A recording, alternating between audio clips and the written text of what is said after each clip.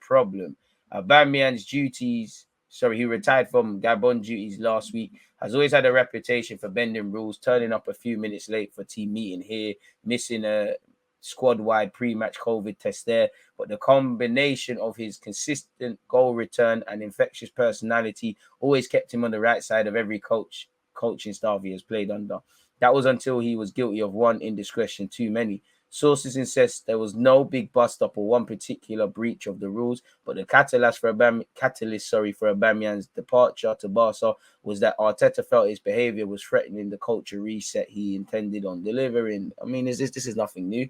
The gamble was that by jetsoning a player with 92 goals in 163 matches for the club, albeit one in midst of a goal-scoring slump, Arsenal knew they were weakening a young group not flush with goal-scoring options. Sources have repeatedly told ESPN throughout the season that Arsenal's expectations in 21-22 was to return to European football and push for the Champions League next year. That's why.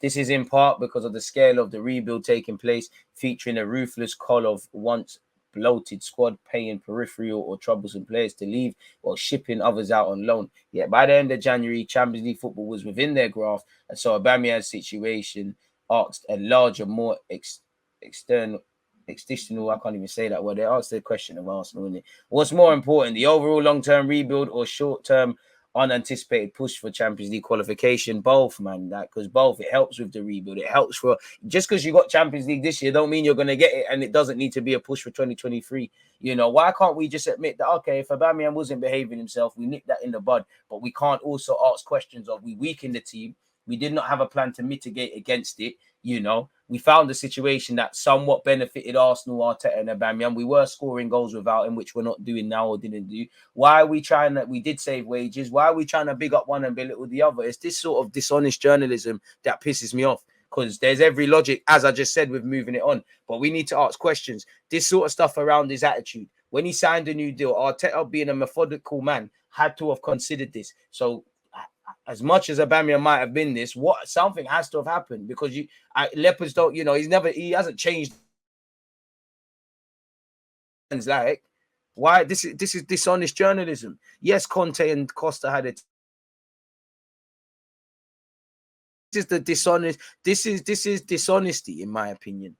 Like, it's not right. You can't, like we all know, we can't bring on saved wages when we're dishonest people. It's a bit dishonest.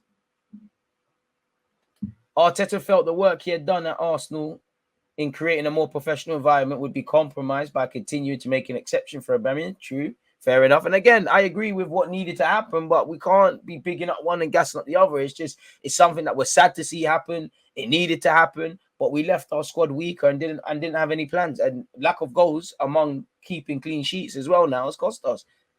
You know, it is what it is. So, yeah, man, scrolling all the way down, Arteta felt able to work with Pierre-Emerick, not Aubameyang. The latter was, in the manager's view, now the dominant personality. So when the opportunity came to ship him out late in the window, Arsenal acted, paying up a large portion of his contract. And then it worked out. He's playing Champions League football, isn't it? It was a big call, one compounded by the reluctance to rush into signing a replacement, where you heard we aggressively pursued Darwin Núñez, Victor Osimhen, Isak, and obviously Vlahovic in the summer. Instead, Arsenal pushed on streamlining the squad to reflect, and obviously got rid of Chambers, got rid of Marie. These got Ainsley Maitland-Niles, people that could go, but again, made the squad weaker, where you saw the gamble did not pay off up front, at fullback, at centre-half, or in the middle of the park with the injuries, people. I can't lie, I don't like dishonest journalism, man. This is dishonest journalism, people.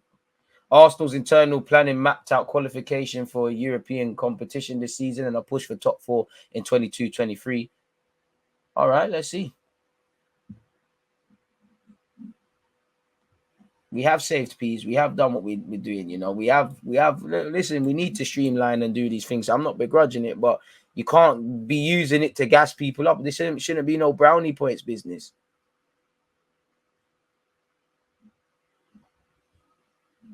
And we all know Pepe signed for us because we were doing the Bright House payments. So this is just a lot of tosh, man. You know, we tried to You know, we tried to get Vlahovic, but apparently senior figures at the club have privately played down reports that multiple offers were made. Sources have told ESPN that the Gunners had a bad feeling about the deal early on, as the 21-year-old's reps took several days or often longer to reply to initial inquiries as Arsenal explored what a deal could potentially look like. And obviously, he eventually went to Juventus. And look what other clubs did as well in the summer. So, yeah, that was a big dishonest thing, man.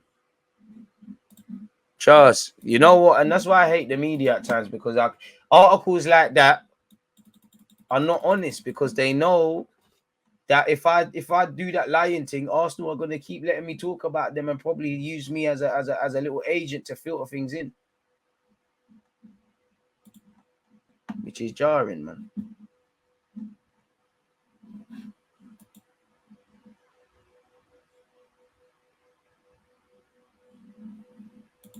We all knew Aubameyang had issues. Arteta should be questioned. If we're going to say he was a problem, okay, so what happens if Saka acts like that?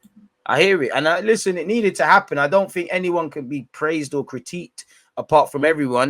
No one's hands are clean. But yeah, man, I'm very keen to see. It's very easy when Aubameyang's on a lot of money and he's not performing, or Ozil's past it, or whatever. When it's your key players, you have to see, man.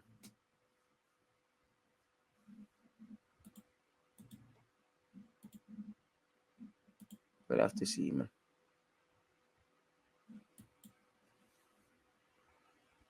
Crazy, man. Do you think Rodri is an unsung hero? Nah, man, he's a true villain. You know, he's done quite well for City. Really, I wouldn't say unsung hero. I don't think you can underestimate the importance of Rodri in that City team, if that's what you're asking. All players have an ego, bro.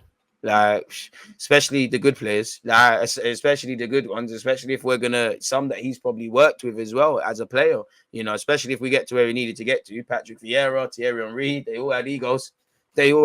Like, nothing wrong with an ego. The best content creators got egos. I got an ego. You have to obviously know when to be humble. And for me, I would just love to know from either side what has happened.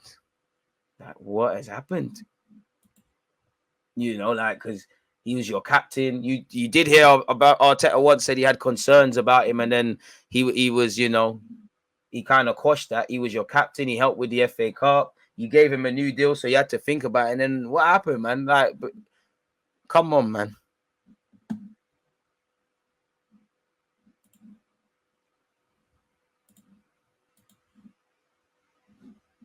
So yeah, man. With that, it is what it is, man. On that note, what more can I say? People, hit the like button. We've considered everything. We've gone through that BS article. We've spoken about transfer news. We've spoken about general opinions. So yeah, man, check out the other bits and pieces of content that came out. I released a bunch of videos today. I'm going to go eat lunch, man. Peace out. There's